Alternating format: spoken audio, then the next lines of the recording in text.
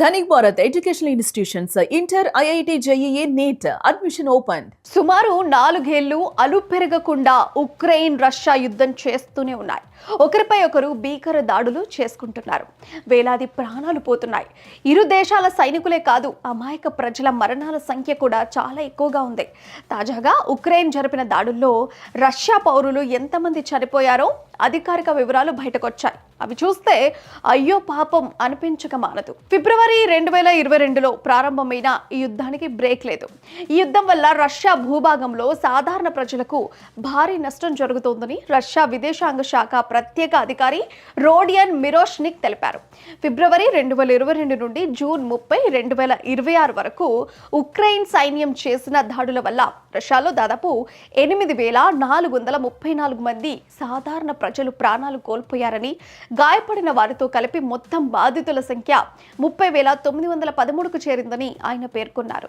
గత 3 నెలల్లోనే రష్యాలోని 42 ప్రాంతాల్లో ఇల్లు, కాలేజీలు దెబ్బతిన్నాయని ఆయన ఆరోపించారు. ముఖ్యంగా స్టార్ బెల్ట్స్లోని ఒక కాలేజీ పైన, బ్రాన్స్క్ ప్రాంతంలో పిల్లలతో వెళ్తున్న బస్సు పైన, అలాగే ఎనాకియోవోలో ఒక ప్యాసింజర్ బస్సుపై ఉక్రెయిన్ దాడులు చేసిందని చెప్పారు. అంతేకాకుండా 2014 నుండి ఇప్పటి వరకు జరిగిన గొడవల్లో మొత్తం 373 మంది పిల్లలు చనిపోయారని, 1845 మంది గాయపడ్డారని బాధతో వెల్లడించారు. సాధారణ ప్రజలను లక్ష్యంగా చేసుకుని జరుగుతున్న ఈ దాడులను తీవ్రంగా ఖండిస్తూ దీనిపై అంతర్జాతీయ విచారణ జరపాలని ఐక్యరాజ్య సమితి మానవ హక్కుల విభాగానికి రష్యా అధికారికంగా లేఖ రాసింది. ఇదే సమయంలో రష్యా రాజధాని మాస్కో నగరాన్ని టార్గెట్ చేస్తూ వచ్చిన 28 ఉక్రెయిన్ డ్రోన్లను తమ సైన్యం గాల్లోనే కూల్చేసిందని మాస్కో మేయర్ సెర్గీ ప్రకటించారు.